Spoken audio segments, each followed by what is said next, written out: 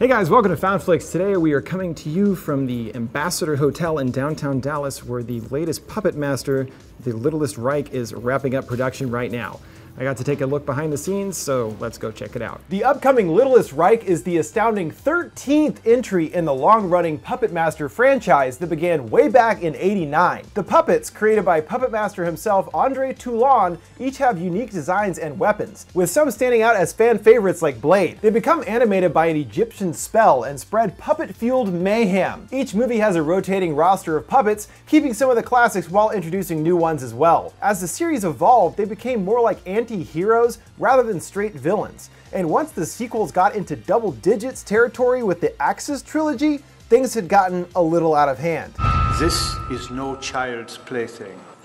Okay, way out of hand. That's why I'm excited that The Littlest Reich is looking to do something a little different than what we've seen from the series in a long time. It's going to be a reboot of the series timeline, resetting the story in modern day, but also acting as a standalone sequel as well, referencing and expanding upon the series' original mythology. The intent is to make several new films in this new universe, with Littlest Reich being the first. There's quite a bit of impressive talent in the cast, more so than any other Puppet Master by far. The lead, Edgar, is played by the amazing Thomas Lennon, the legendary Udo Kier as Toulon, the Reanimator's Barbara Crampton, and Streets on Fire's Michael Parr. Quite an impressive lineup, but if you're worried it might lean too comedically, the script by Bone Tomahawk's S. Craig Zahler is sure to maintain the balance of horrific creative puppet kills and comedic tendencies we've come to love from the series. But it's also cool as he's also a big fan of the series, saying it was his favorite when he was younger and even had a giant standee in his bedroom. Another reassuring aspect is that Littlest Reich is not being produced by Full Moon directly, but rather by D. Bonaventura Pictures and Cinestate. Let's be honest, Full Moon isn't really known for creating high quality stuff, especially lately, so I'm glad that Littlest Reich is being made with fresh eyes. As far as the plot specifics, we have a pretty good idea of the setup that leads to the inevitable puppet mayhem. Edgar returns to his childhood home and discovers a mint-condition Blade puppet, and decides to sell it for quick cash. So he sets off with his buddies Ashley and Markowitz to a convention in Oregon to celebrate the 30th anniversary of the now infamous Toulon murders. All hell breaks loose at the Postville Lodge during the auction when a strange force animates all the various puppets throughout the convention as they go on a bloody killing spree. And acting as the Postville Lodge, where most of the story takes place, is the very creepy Ambassador Hotel. I got to take a tour of the hotel, and everywhere I looked, I was like, this is the perfect setting for a horror movie.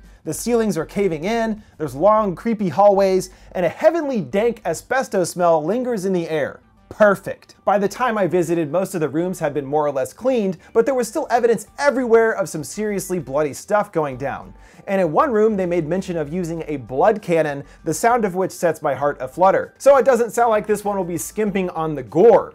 The location itself is interesting too, as it once operated as a speakeasy and even included tunnels to escape in the basement in case of a raid. Now on to what everyone is wondering, what about the puppets, FoundFlix? I was able to see a ton of stuff on set, but unfortunately right now the designs are being kept under wraps, with at least one to be unveiled this May during Texas Frightmare Weekend. But I can confirm at this point that series mainstays Blade, Pinhead, Tunneler, and Torch will be returning. And I'm surprised this detail came out, but Thomas Lennon mentioned in the live stream that Blade will actually have several forms seen in the movie. I got to see a little bit of this on set, and without spoiling anything, any fans of Blade will be excited to see him take on all new forms. So of course some of your old favorites will be returning, but there are going to be a ton of new puppets as well. The plot synopsis mentions that the puppets that come to life are those that belong to others staying at the hotel. So we'll be seeing a wide assortment of all new styles of puppets this time around.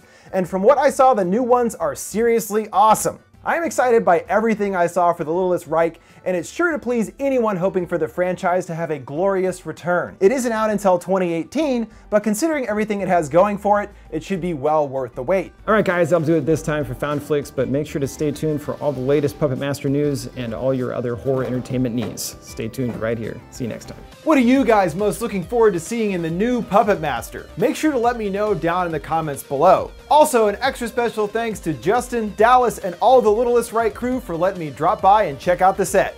Thanks guys, you're the best.